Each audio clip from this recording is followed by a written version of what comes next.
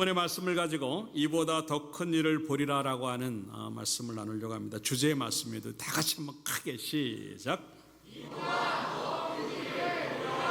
할렐루야. 그렇게 될 줄로 믿습니다. 하나님이 주시는 이보다 더 큰 일이 무엇일까? 아무도 몰라요. 하나님만 아시는 일인데, 하나님만 아시는데도 불구하고 왜 우리 가슴이 뛰냐면 지금까지 우리는 그것을 경험하고 살았거든요.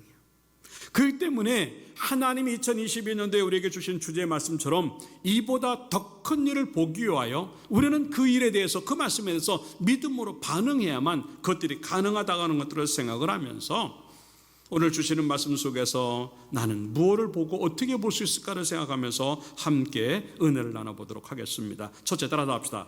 바로 볼 수 있어야 한다. 네.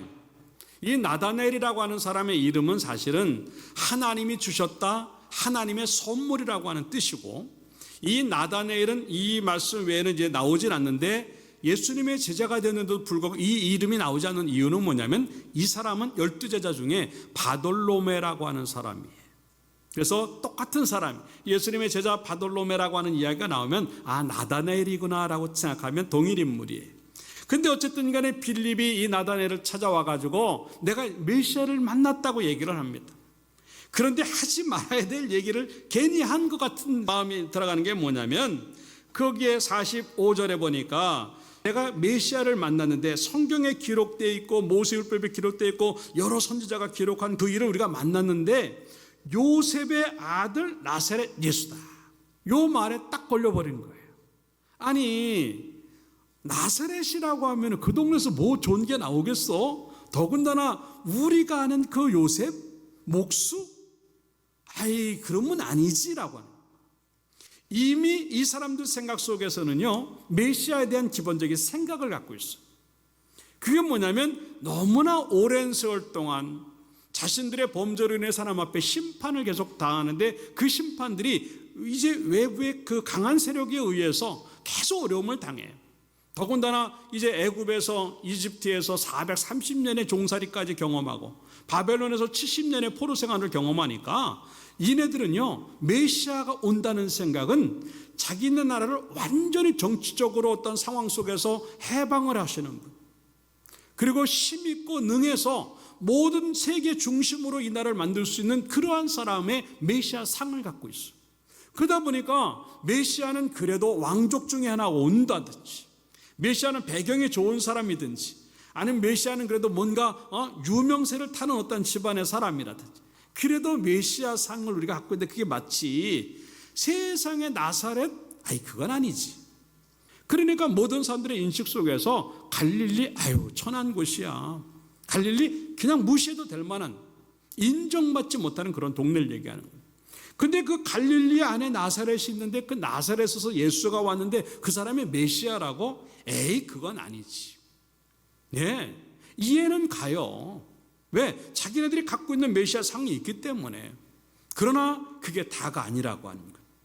이게 우리의 모습이에요. 왜 우리가 신앙이 제대로 안 되냐면 우리의 가지고 있는 고정관념이 있어요. 기본적인 생각이 있어요. 무슨 교회 기도한다고 되겠어? 예배 드린다고 되겠어? 충성한다고 되겠어? 나름대로 자기가 너무 똑똑해가지고 자기 나름대로 그 상을 딱 만들어 놓고는 그걸 못 깨는 거예요. 그러니까 더 큰 걸 못 보는 거예요. 사람이 자기 이 상황 속에서 이걸 뛰어넘고 초월되어질 때 더 큰 세상을 보는 거고 더 큰 것들을 경험하는 거예요. 그 때문에 요거를 깰 때 다른 것이 보이는데 너무 오랜 세월 동안 요걸 못 깨는 거예요. 이게 쉽게 말하면 고정관념이에요. 말씀이 들어가고 은혜가 들어가는데도 고정관념을 깨지 못해. 왜? 현실이라고 하는 벽에 딱 갇혀서. 하나님은 전능하신 하나님입니다. 하나님은 모든 것에 능하신 하나님이에요. 그런데 우리가 얼마든지 믿음만 가지고 뛰면 내 200배까지 뛸 수 있는 상황이 갈지 모르는데 현실이라고 하는 걸 뚝 덮어놓고 뛰니까 안 된다고 하는 거예요. 현실이라고 하는 걸 놓고 뛰니까 못하겠다고 그러는 거예요. 이런 부정적인 생각, 설마 나사렛에서, 설마 요셉의 아들이, 계속 의심해 가고 부정하고 선입관을 갖고 안 된다고 하는 생각, 그러니까 거기에 갇혀가지고 자기가 본 거 외에는 더 이상 볼 수가 없어요. 근데 이걸 뛰어넘으니까, 야, 메시아를 보니까 또 다른 세상이 보이고 또 다른 현실이 보이는 거예요. 이보다 더 큰 일들을 계속 볼 수 있는 것들이 이 나다나엘의 경험을 통해서 우리에게 보여주는 것이거든요. 나는 뭘 깨야 될까 하는 거죠. 지금까지 해도 안 된 그 무언가를 깨내야만 더 큰 것들을 보는데, 아직도 우리는 그걸 놓치고 있다고 합니다. 요한복음 7장에도 마찬가지입니다. 7장 41절의 말씀해 보니까 여러 사람들이 예수가 그리스도라고 하는 이야기 때문에 난리가 나서 변론을 합니다. 그래서 어떤 사람은 그리스도라 하며 어떤 이들은 그리스도가 어찌 갈릴리에서, 야, 무슨 그런 얘기를 해. 갈릴리에서 무슨 예수가 나오고 메시아가 나와. 말도 안 되는 소리 하지 말라. 그러나 그래도 감사한 것은 나다나엘이 예수님을 만나러 갔다고 하는 것, 그리고 그곳에서 예수님을 만남으로 말미암아 변화되었다고 하는 것, 그것이 바로 이 나다나엘을 가장 위대한 것을 보는 사람으로 바꿔냈다라고 하는 것이지요. 여러분 마찬가지입니다. 나이가 무슨 상관이 있겠고, 배경이, 배운 것이, 돈의 많고 적음이 우리에게 그렇게 중요하지 않아요. 물론 세상 말로 말하면 금상첨화라고 하는 말이 있듯이 돈도 많고 배운 것도 많고 유명한 사람이 많고 굉장한 것들이 있으면, 그런 데다가 믿음까지 좋으면 좋죠. 그러나 설사 그런 것들이 부족하다 할지라도 하나님이 우리 속에 밀어넣는 그 믿음과 은혜만 가지고도요, 이 현실을 뛰어넘고 이 현장을 뛰어넘어서 더 좋은 것들을 볼 수 있는 무언가가 있다고 하는 것들, 그걸 지금 얘기하는 것인데, 2022년도에 대단한 것 하지 못한다 할지라도, 작은 것 하나라 할지라도 믿음을 가지고 몸부림치고 하나님의 능력을 의지하면서 움직여낼 때 반드시 여러분의 삶들이 이전에 보지 못했던 더 큰 일들을 발견하고 그 일을 하나님께 영광 돌릴 일들이 많아지기를 주님의 이름으로 축원합니다. 이스라엘 백성들이 광야에서 90% 이상의 사람들이 가나안 못 간다 그랬어. 특히 정탐꾼들을 중심으로 해서 가나안은 못 간다 그랬어. 진짜 못 갔어요. 그런데 여호수아와 갈렙만 갈 수 있다고 말합니다. 똑같은 어려운 현장을 보는데 누구는 초월해서 그걸 보고 누구는 현실만 보는 거예요. 결국 여호수아와 갈렙은 10%밖에 안 되는 그 사람들은 이제 하나님 앞에 인정을 받고 그것 때문에 가나안에 들어갔다라고 하는 것입니다. 아브라함을 보세요. 100세 아들을 낳는다? 에이, 말도 안 돼. 근데 됐잖아요. 아니, 바다 한가운데 길이 난다? 말도 안 돼. 근데 됐잖아요. 아니, 여리고가 싸움도 안 하고 그냥 공격도 안 했는데 무너졌어? 말도 안 돼. 근데 말이 되잖아요. 이런 일들이 무수하게 움직였던 건데, 우리는 그걸 알고 보면서도 왜 나에게 그 일들이 들어오면 말도 안 돼. 에이, 그런 일이 있겠어? 아닙니다. 하나님이 여러분 속에 역사되어지면 여러분들이 상상하는 것 이상으로 말이 안 되는 일이 현장이 될 줄로 믿습니다. 그거를 감당하라고 하나님이 2022년도에 우리가 이보다 더 큰 일을 보리라고 말씀하시는 건데, 우리에게 그 일이 주어지기를 주님의 이름으로 축원합니다. 고린도후서 1장 20절에서 뭐라고 말하냐면, 하나님의 약속은 얼마든지 그리스도 안에서 예가 되니 이루어진다고 하는 얘기입니다. 그런즉 그로 말미암아 따라 우리가 아멘하여 하나님께 영광을 돌리게 되느니라. 예. 그냥 나는 하나님의 능력 안에서 무조건 된다는 생각에 아멘, 아멘 하면서 믿음으로 반응하면 된다고 하는 것인데, 그 믿음이 우리 믿음 되기를 주님의 이름으로 축원합니다. 뭘 지금까지 온 걸 가지고 놀래요? 지금까지 한 걸 뭘 그렇게 깜짝 놀랄 정도예요? 이거 별거 아니에요. 하나님은 더 큰 일을 보게 하실 줄로 믿습니다. 그 일이 우리 교회에서, 여러분의 가정에서, 여러분의 사업장과 직장과 개인의 모든 삶에서 계속 경험되어지기를 주님의 이름으로 축원합니다. 두 번째 따라 합시다. 인정받아야 한다. 네, 더 큰 일을 그냥 보는 것 아니에요. 예수님은 이 나다나엘의 모든 것들을 보시고 이미 다 파악하시고 그에게 그 말씀을 하십니다. 이 정도의 이야기는요, 주님의 칭찬이고 이 나다나엘을 얼마나 인정하고 계신가 하는 것들을 보여주는 그런 얘기입니다. 이 정도의 인정은요, 아무에게나 주는 거 아니에요.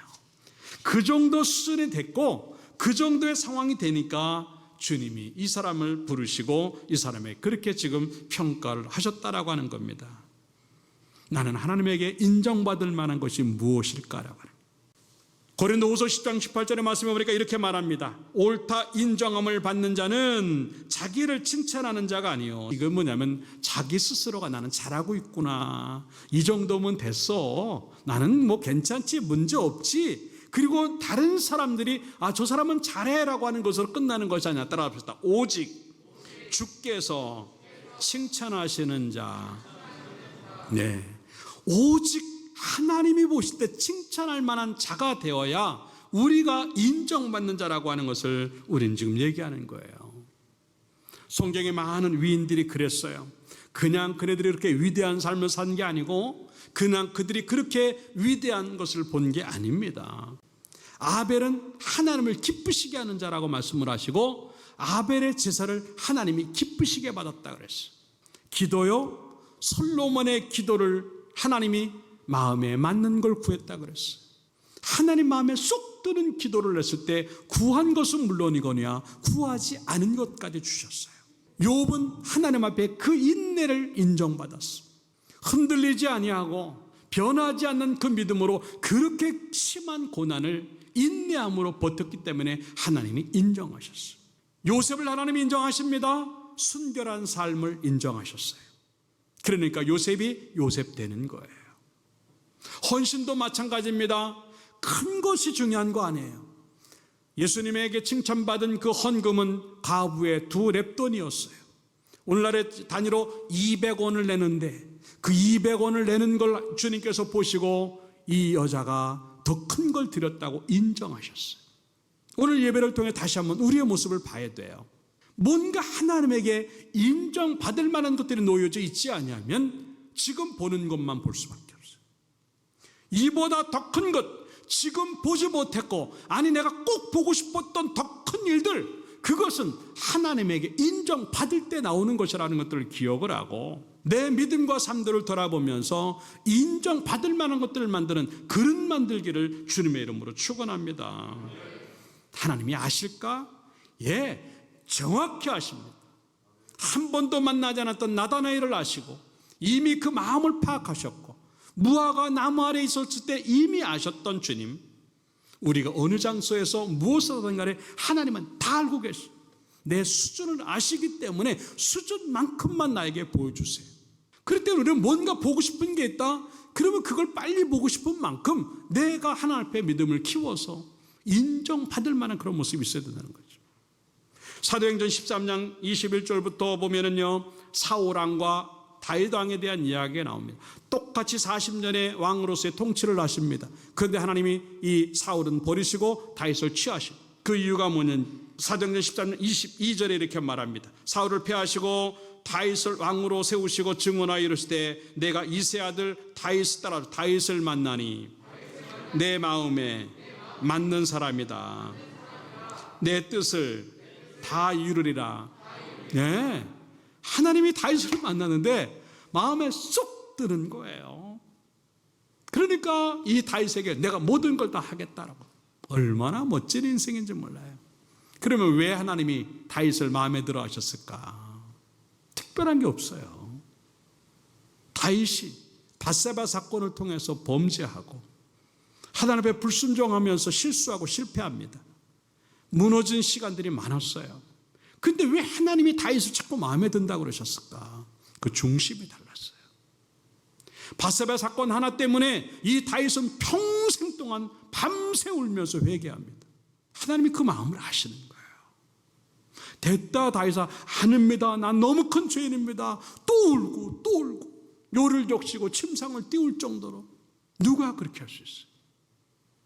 다윗이 하나님 앞에 범죄합니다.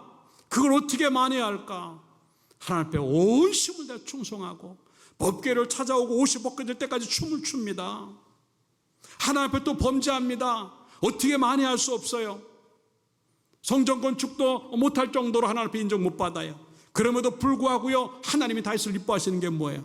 자신은 성전 건축을 못하지만 내 자식 이 솔로몬이 성전 건축을 할 수 있기에 그때까지 나는 성전 건축하는 마음하고 똑같이 모든 것들을 준비해서 그에게 주리라 해가지고 세상에 어떤 사람보다도 가장 많은 예물을 준비해서 솔로몬에게 물려주어서 솔로몬 성전이 기가 막히게 만들어지게 만드는, 이게 다윗이에요.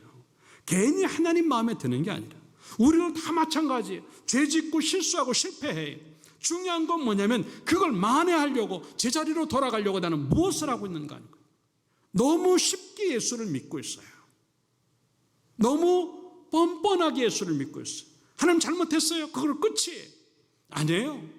잘못한 만큼 그걸 만회하려고 더 거룩해지려고 몸부림치는, 정말 하나님밖에 모르고 예수가 전부인 삶을 살 수밖에 없는 그 모습이 가야 그게 하나님이 인정을 만한 그런 모습이었다고 하는 겁니다.